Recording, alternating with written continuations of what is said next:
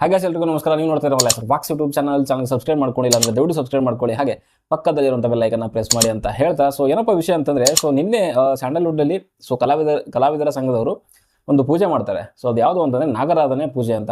So ಅದು ಏನಕ್ಕೆ ಮಾಡಿದ್ರು ಅಂತ ಸ್ವಲ್ಪ ಚರ್ಚೆ ಆಯಿತು ಸುದ್ದಿವಾಹಿನಿಗಳಲ್ಲಿ. ಸೊ ಸಿನಿಮಾ ನೋಡುವಂಥವ್ರು ಒಂದು ಗುಂಪಲ್ಲಿ ಅದೇನು ಅಂದರೆ ದರ್ಶನ್ ಅವ್ರಿಗೋಸ್ಕರ ಈ ಒಂದು ಪೂಜೆ ಮಾಡ್ತಿದ್ದಾರೆ ಅಂತ ಸ್ವಲ್ಪ ದಿವಸಗಳ ಹಿಂದೆ ಸುದ್ದಿ ಇತ್ತು. ಸೊ ಅದಾದಮೇಲೆ ನಿನ್ನೆ ಕೂಡ ಪೂಜೆ ಏನಿತ್ತು, ಸೊ ಅದು ನಡೆಯೋ ಸಮಯದಲ್ಲೂ ಕೂಡ ಸುದ್ದಿವಾಹಿನಿಗಳಲ್ಲಿ ಅಲ್ಲಿ ಇಲ್ಲಿ ಕೆಲವೊಂದು ವಾಹಿನಿಗಳಲ್ಲಿ ದರ್ಶನ್ಗೋಸ್ಕರ ಮಾಡ್ತಿದ್ದಾರೆ, ಸೊ ಅವ್ರು ಬೇಗ ಹೊರಗಡೆ ಬರಲಿ ಅನ್ನೋ ಕಾರಣಕ್ಕೋಸ್ಕರ ಈ ಪೂಜೆ ಮಾಡ್ತಿದ್ದಾರೆ. ಆದರೆ KFI ಅಂದರೆ ಸ್ಯಾಂಡಲ್ವುಡ್ಗೂ ಅಂದರೆ ಸಂಕಷ್ಟದಲ್ಲಿ ಅನ್ನೋದನ್ನ ಹೆಸರಿಟ್ಕೊಂಡು ದರ್ಶನ್ಗೋಸ್ಕರನೇ ಮಾಡ್ತಿದ್ದಾರೆ ಅಂತ ಸುದ್ದಿವಾಹಿನಿಗಳು ಕೂಡ ಕೆಲವೊಂದು ಪ್ರಸಾರ ಮಾಡಿದ್ವು. ಗೊತ್ತಿಲ್ಲ ಅದರಲ್ಲಿ ಏನಕ್ಕೆ ಮಾಡಿದ್ರು, ದರ್ಶನ್ಗೋಸ್ಕರನೇ ಮಾಡಿದ್ರ ಏನಕ್ಕೆ ಮಾಡಿದ್ರ ಅನ್ನೋದು ಕೂಡ ಕ್ಲಾರಿಟಿ ಇಲ್ಲ. ಬಟ್ ಆದರೆ ಓಕೆ, ಚಿತ್ರರಂಗ ಸಂಕಷ್ಟದಲ್ಲಿ ಇವಾಗಿಂದ ಅಂತೂ ಇಲ್ಲ. ಸೊ ಫಸ್ಟ್ ಹಾಫಿಂದನೂ ಕೂಡ ಒಳ್ಳೊಳ್ಳೆ ಸಿನಿಮಾಗಳು ಕೂಡ ಗೆಲ್ತಾ ಇಲ್ಲ. ಅದಕ್ಕೇನು ಕಾರಣ ಅಂತೂ ಅವರು ಹುಡುಕ್ಬೇಕು ಅದನ್ನು. ಸೊ ಕಾರಣಗಳು ಸುಮಾರಿದೆ. ಸೊ ಒಂದು ಜನಗಳನ್ನ ಥಿಯೇಟರ್ಗೆ ಕರ್ಕೊಂಡ್ಬರೋದ್ರಲ್ಲೂ ಕೂಡ ಸಿನಿಮಾ ತಂಡದವರು ವಿಫಲ ಆಗಿರ್ಬೋದು, ಜೊತೆಗೆ ಇನ್ಕ್ಲೂಡಿಂಗ್ ಏನು KFI ಅಂತ ಏನು ಹೇಳ್ತೀವಿ, ಇಡೀ ಚಿತ್ರರಂಗನೇ ವಿಫಲ ಆಗಿದೆ ಅಂತಲೇ ಹೇಳ್ಬೋದು. ಅದಕ್ಕೆ ನಾನಾ ಕಾರಣಗಳಿದ್ದಾವೆ. ಸೊ ಅದನ್ನು ಒಂದು ಪೂಜೆಯಿಂದ ಸರಿ ಮಾಡ್ಬೋದಾ ಅಂತಂದರೆ ಖಂಡಿತವಾಗ್ಲೂ ನನ್ನ ಪ್ರಕಾರ ತಪ್ಪು. ಸೊ ಪೂಜೆಗೆ ಏನಿರಬೇಕು ಮಹತ್ವ ಅದಕ್ಕೆ ಇದ್ದೇ ಇದೆ. ಸೊ ಅದನ್ನ ಇಲ್ಲಿ ನಾನಂತೂ ಇಲ್ಲ ಅಂತ ಹೇಳ್ತಾ ಇಲ್ಲ. ಬಟ್ ಒಂದು ಪೂಜೆ ಇಡೀ ಚಿತ್ರರಂಗದ ಸಮಸ್ಯೆಯನ್ನು ಕಳೆಯುತ್ತೆ ಅನ್ನೋದು ನನ್ನ ಪ್ರಕಾರ ತಪ್ಪದು. ಆ್ಯಂಡ್ ದರ್ಶನ್ ಅವ್ರಿಗೆಗೋಸ್ಕರ ಮಾಡಿದ್ದಾರೆ ಅಂತ ಹೇಳೋದು ಕೂಡ ನನಗೆಲ್ಲೋ ಅಷ್ಟು ಸರಿ ಅಂತ ಅನ್ನಿಸ್ತಾ ಇಲ್ಲ. ಬಟ್ ಯಾವತ್ತೂ ಇಲ್ಲದೇ ಇರೋವಂಥ ಪೂಜೆ, ಇಷ್ಟು ವರ್ಷಗಳಿಂದ ಸಿನಿಮಾಗಳು ಸೋಲ್ಕೊಂಡು ಬರ್ತಿದ್ದಾವೆ. ಒಳ್ಳೆ ಚಿತ್ರಗಳು ಕೂಡ ಕೆಲವೊಂದು ಅಷ್ಟು ಒಳ್ಳೆ ರೀತಿಯಲ್ಲಿ ಅದು ಜನಗಳಿಗೆ ಥಿಯೇಟ್ರಿಗೆ ಕರ್ಕೊಂಬರೋಕೆ ಆಗಲಿಲ್ಲ ಅಂಥ ಸಿನಿಮಾಗಳಿಗೂ ಕೂಡ. ಬಟ್ ಏನು ಇವರು ಅದಕ್ಕೆ ಸೊಲ್ಯೂಷನ್ ತೊಗೊಂಡಿದ್ದಾರೆ, ಓನ್ಲಿ ಪೂಜೆ ಮಾಡಿದರೆ ಆಗೋದಿಲ್ಲ. ಆ್ಯಂಡ್ ನಾನು ಹೇಳೋದು, ಸೊ ಇದನ್ನು ಇವಾಗ ಮಾಡ್ತಿರೋದ್ರಿಂದ ಸೊ ಈ ಥರದ ಗೊಂದಲಗಳು ಅದು ಸಾಮಾನ್ಯವಾಗಿ ಅದು ಬಂದೇ ಬರುತ್ತೆ. ಆ್ಯಂಡ್ ನಾನೊಂದು ಪೂಜೆ ವಿಚಾರದಲ್ಲಿ ನೋಡ್ತಾ ಇದ್ದೆ, ಅಲ್ಲಿ ಬಂದಿರೋಂಥವ್ರು ಯಾರು ಎಲ್ಲ ಹಳೆಯ ಆ್ಯಕ್ಟರ್ಗಳು. ಸೊ ಅಂದರೆ ಈಗಿನ ಒಂದು ಟೈಮಲ್ಲಿ ಅಷ್ಟೊಂದು ಚಾಲ್ತಿಯಲ್ಲಿ ಇಲ್ಲದೇ ಇರೋವಂಥ ಆ್ಯಕ್ಟರ್ಗಳು, ಕಲಾವಿದರು ಅಷ್ಟೇ ಬಂದಿದ್ದಲ್ಲಿ. ಈಗಿನ ಹೊಸೊಬ್ಬರು ಯಾವ ನಟರುಗಳು ಕೂಡ ಬಂದಿಲ್ಲ ಅಲ್ಲಿ. ಸೊ ನಿಮ್ದು ಇಲ್ಲೇ ಗೊತ್ತಾಗುತ್ತೆ ಯಾವ ಮಟ್ಟಕ್ಕೆ ಗುಂಪಿದೆ ಅಂತ. ದರ್ಶನ್ ಇವರು ರಾಕ್ಲೈನ್ ವೆಂಕಟೇಶ್ ಅವರು ಮತ್ತು ದೊಡ್ಡಣ್ಣವ್ರು ಹೇಳಿದ್ರು, ಸೊ ಹೀರೋಗಳಲ್ಲಿ ಒಗ್ಗಟ್ಟಿಲ್ಲ ಹಾಗೆ ಇಲ್ಲ ಅಂತ. ನೀವು ಏನು ಮಾಡ್ತಿದ್ದೀರಾ? ಕಲಾವಿದರ ಸಂಘದಲ್ಲಿ ಇದ್ದಿದ್ದೀರಾ, ಏನು ಮಾಡ್ತಿದ್ದೀರಾ? ಮತ್ತು ಈ ಪೂಜೆ ಎಲ್ಲ ಹವನ ಎಲ್ಲ ಮಾಡೋದು ಬಿಟ್ಬಿಟ್ಟು, ಹೋಮ ಎಲ್ಲ ಮಾಡೋದು ಬಿಟ್ಟು ಎಲ್ಲರನ್ನ ಕೂರಿಸಿ ಕರೆಸಿ ಯಾವ ರೀತಿಯಲ್ಲಿ ಚಿತ್ರಗಳನ್ನ ತೊಗೊಂಡು ಹೋಗಬೇಕು, ಸೊ ಯಾವ ರೀತಿಯಲ್ಲಿ ಪ್ಲ್ಯಾನ್ಗಳನ್ನ ಮಾಡ್ಕೊಬೇಕು, ಯಾವ ಸಿನಿಮಾನ ಯಾವ ಒಂದು ಟೈಮಲ್ಲಿ ಬಿಡಬೇಕು. ಸೊ ಒಬ್ಬ ಈ ಟೈರ್ 1, ಟೈರ್ 2, ಟೈರ್ 3 ಅಂತ ಹೀರೋಗಳಿದ್ದಾರೆ. ಸೊ ಯಾವ್ಯಾವ ಒಬ್ಬ ಹೀರೋದ ಸಿನಿಮಾಗಳು ಎಷ್ಟೆಷ್ಟು ಒಂದು ಗ್ಯಾಪಲ್ಲಿ ಬರಬೇಕು, ಸೊ ಈ ರೀತಿಯ ಒಂದು ಪ್ಲ್ಯಾನಿಂಗ್ನ ಮಾಡ್ಕೊಬೇಕು. ಸೊ ಅದೆಲ್ಲ ಬಿಟ್ಬಿಟ್ಟು ಸೊ ಮಾಡಿ, ನಾನು ಈ ಪೂಜೆ ಮಾಡಿದ್ದು ನನಗೇನು ತಪ್ಪು ಅಂತ ಹೇಳ್ತಾ ಇಲ್ಲ. ಬಟ್ ಇದ್ರ ಜೊತೆಗೆ ಪೂಜೆ ಮಾಡಿದ್ರೆ ಎಲ್ಲ ಆಯಿತು.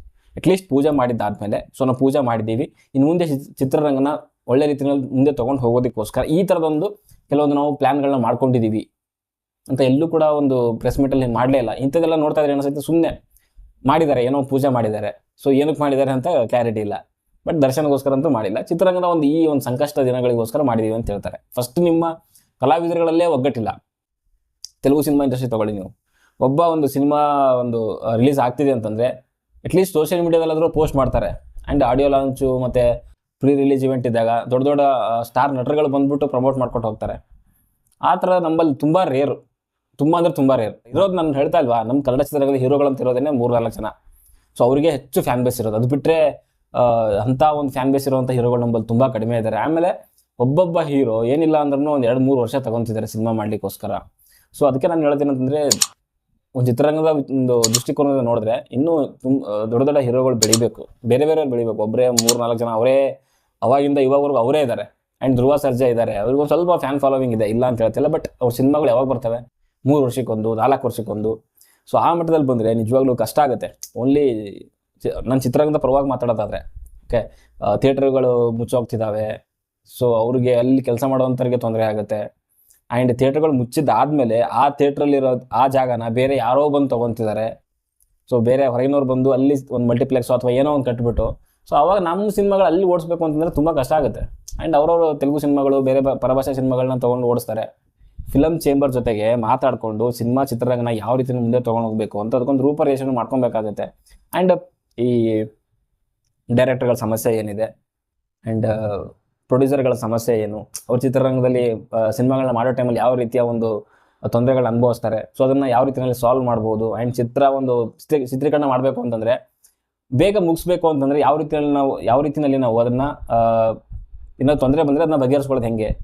ಸೊ ಈ ಒಂದು ಏನಾದರೂ ಫಿಲಮ್ ಸಿಟಿ ಮಾಡಬೇಕು ಅಂತಂದರೆ ಅದನ್ನ ಸರ್ಕಾರದ ಜೊತೆ ಮಾತಾಡಿ ಒಂದು ಕೋಆರ್ಡಿನೇಷನ್ ಇರಬೇಕು. ಪೂಜೆ ಮಾಡಿಬಿಟ್ಟು ಮನೆಗೆ ಹೋಗ್ಬಿಟ್ರೆ ಆಗಲ್ಲ. ಚಿತ್ರರಂಗದಲ್ಲಿ ನಾಳೆ ಸಡನ್ನಾಗಿ ಜನಗಳೇನು ಥಿಯೇಟ್ರಿಗೆ ನುಗ್ಗಲ್ಲ. ಸೊ ಅಟ್ಲೀಸ್ಟ್ ಇವಾಗ ನೋಡಿ ಭೀಮಾ ಸಿನಿಮಾ ಬಂತು, ಆ್ಯಂಡ್ ಇವತ್ತು ಅದು ಗಣೇಶ್ ಅವ್ರ ಸಿನಿಮಾ ರಿಲೀಸ್ ಆಗಿದೆ. ಎರಡೂ ಕೂಡ ಒಂದು ಒಳ್ಳೆ ಓಪನಿಂಗ್ ತೊಗೊಂಡಿದ್ದಾವೆ. ಸೊ ಬರ್ತಿದ್ದಾವೆ, ಒಳ್ಳೆ ಸಿನಿಮಾಗಳು ಬರ್ತಿದ್ದಾವೆ, ಜನಗಳು ಕೂಡ ಒಂದು ಥಿಯೇಟ್ರಿಗೆ ಬರ್ತಿದ್ದಾರೆ. ಒಂದು ಒಳ್ಳೆ ಪ್ಲ್ಯಾನಿಂಗ್ ಇರಬೇಕು, ಒಂದು ಒಳ್ಳೆ ಗ್ಯಾಪಲ್ಲಿ ಸಿನಿಮಾಗಳು ರಿಲೀಸ್ ಆಗಬೇಕು. ಸೊ ನೋಡಿ ಇವಾಗ ಇಷ್ಟು ದಿನ ಅಂಥ ಒಂದು ಸಿನಿಮಾಗಳು ಯಾವುವು ಇರಲಿಲ್ಲ. ಸೊ ಭೀಮಾ ಬಂತು, ಅದಾದ ಒಂದು ವಾರಕ್ಕೇ ಗಣೇಶ್ ಅವ್ರ ಸಿನಿಮಾ ಬಂತು, ಇದಾದ ಒಂದೊಂದು ಸ್ವಲ್ಪ ದಿವಸಕ್ಕೇ ಬೇರೆ ರಣಗಳು ಬರುತ್ತೆ. ಸೊ ಒಂದೊಂದು ವಾರದಲ್ಲಿ ಗ್ಯಾಪಲ್ಲಿ ಬರೋದಕ್ಕಿಂತ ಅಟ್ಲೀಸ್ಟ್ ಒಂದು ಮಂತ್ ಗ್ಯಾಪ್ ಅಲ್ಲಿ ಬಂದರೂ ಕೂಡ ಸ್ವಲ್ಪ ಚೆನ್ನಾಗಾಗುತ್ತೆ. ಒಂದು ಸಿನಿಮಾಗೆ ಸ್ವಲ್ಪ ಕಲೆಕ್ಷನ್ ಮಾಡ್ಕೊಳ್ಳಿಕ್ಕೆ ಸ್ವಲ್ಪ ಗ್ಯಾಪ್ ಸಿಕ್ಕಂಗಾಗುತ್ತೆ. ಒಂದೊಂದು ವಾರ ನನ್ನ ಪ್ರಕಾರ ಕಡಿಮೆ ಆಯಿತು ಅಂತ ನನಗನ್ಸುತ್ತೆ. ಆ್ಯಂಡ್ ಹೊಸಬ್ರ ಸಿನಿಮಾಗಳಿಗೆ ಸ್ವಲ್ಪ ಜನಗಳು ನಂಬಲ್ಲಿ ಹೋಗೋದಿಲ್ಲ. ಅವರು ಏನೋ ಎಕ್ಸ್ಟ್ರಾ ಆರ್ಡಿನರಿ ಇದೆ ಅಂತಂದರೆ ಅದು ನೋಡ್ತಾರೆ. ಎಲ್ಲಿ ನೋಡ್ತಾರೆ? ಮೊಬೈಲಲ್ಲಿ ಬಂದಾಗ ನೋಡ್ತಾರೆ. ಸೊ ಥಿಯೇಟ್ರಿಗೆ ಹೋಗಿ ನೋಡೋ ಸ್ವಲ್ಪ ಕಷ್ಟ ನಮ್ಮ ಜನಗಳು. ಸೊ ಫಿಲಮ್ ಚೇಂಬರ್ ಅವರು ಇದನ್ನ ಏನಾದರೂ ಮಾಡಿ ಸೊ ಜನಗಳನ್ನ ಥಿಯೇಟ್ರಿಗೆ ಯಾವ ರೀತಿಯಲ್ಲಿ ಕರ್ಕೊಂಡು ಬರಬೇಕು. ಆ್ಯಂಡ್ ನಾನು ಹೇಳ್ತಲ್ಲ, ಒಂದು ಚಿತ್ರರಂಗ ಅಂತ ಒಂದು ಕುಟುಂಬ ಥರ ಇರಬೇಕು. ಅದೆಲ್ಲ ಬಿಟ್ಬಿಟ್ಟು ತಾನೊಂದು ಮೂಲೆಗೆ ಇವರೊಂದು ಮೂಲೆಗೆ. ಸೊ ಈ ಥರ ಇದ್ದಾಗ ಚಿತ್ರರಂಗ ಬೆಳೆಯೋದು ತುಂಬ ಕಷ್ಟ ಆಗುತ್ತೆ. ಇಂಡಿವಿಜುವಲ್ ಆಗಿ ಬೆಳಿಬೋದು.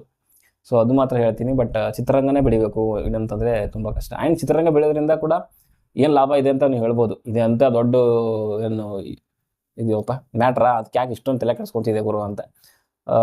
ನನ್ನ ಪ್ರಕಾರ ಕನ್ನಡ ಚಿತ್ರರಂಗ ಬೆಳೆದ್ರೆ ಎಲ್ಲಿ ಸ್ವಲ್ಪ ಕನ್ನಡ ಭಾಷೆ ಕೂಡ ತುಂಬ ವೈಡಾಗಿ ಬೆಳೆಯುತ್ತೆ ಅಂತ ನನಗನ್ಸುತ್ತೆ. ಒಂದು KGF ಸಿನಿಮಾ ನೋಡಿ ನೀವು, ಯಾವ ಮಟ್ಟದಲ್ಲಿ ಒಂದು ಕನ್ನಡ ಚಿತ್ರರಂಗದ ಬಗ್ಗೆ ಒಂದು ರೀಚ್ ಯಾವ ಮಟ್ಟಕ್ಕೆ ಹೋಯ್ತು ಅಂತ. ಸೊ ಆ ರೀತಿಯಲ್ಲಿ ಖಂಡಿತವಾಗ್ಲೂ ಒಂದು ಕನ್ನಡಕ್ಕೆ ಒಂದು ಸ್ವಲ್ಪನಾದರೂ ಒಂದು ಹೆಸರು ಬರುತ್ತೆ ಅಂತ ನನಗನ್ಸುತ್ತೆ.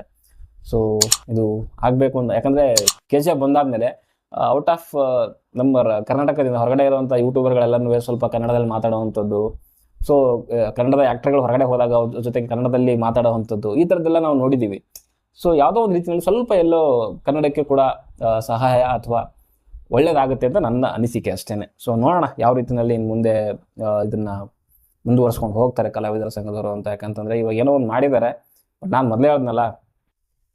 ಸೊ ಇವಾಗ ಹೊಸ ಜನ್ರೇಷನ್ನ ಕಲಾವಿದರ ಅಂತ ಅವ್ರು ಯಾರೂ ನನಗೆ ಕಾಣಿಸ್ಲಿಲ್ಲ. ಅಲ್ಲಿ ದೊಡ್ಡಣ್ಣ ಇದ್ದರು, ರಾಕ್ಲೇ ವೆಂಕಟೇಶ್ವರ, ಸುಮಲತಾ ಅವರಿದ್ದರು, ಆ್ಯಂಡ್ ಜಗ್ಗೇಶ್.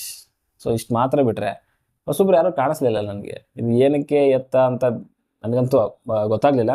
ಸೊ ದರ್ಶನ್ ಅವ್ರಿಗೆ ಮಾಡಿದ್ರಾ, ಸ್ಯಾಂಡಲ್ವುಡ್ಗೆ ಒಳ್ಳೇದಾಗಲಿ ಅಂತ ಮಾಡಿದ್ರಾ, ಸೊ ಅದು ಅವ್ರಿಗೆ ಗೊತ್ತು. ಓಕೆ, ಸೊ ಸದ್ಯಕ್ಕೆ ನನಗೆ ಅನಿಸಿರೋದು ನೋಡಿದ್ರೆ ಅನ್ಸ್ಕೊಂಡು ನಿಮ್ಮ ಇಷ್ಟ ಲೈಕ್ ಮಾಡಿ, ಶೇರ್ ಮಾಡಿ, ಚಾನಲ್ಗೆ ಸಬ್ಸ್ಕ್ರೈಬ್ ಮಾಡ್ಕೊಳ್ಳಿ ಅಂತ ಹೇಳ್ತಾ ಮುಂದೆ ನೋಡಿದ್ರೆ ಸಿಗೋವರೆಗೂ ನಮಸ್ತೆ.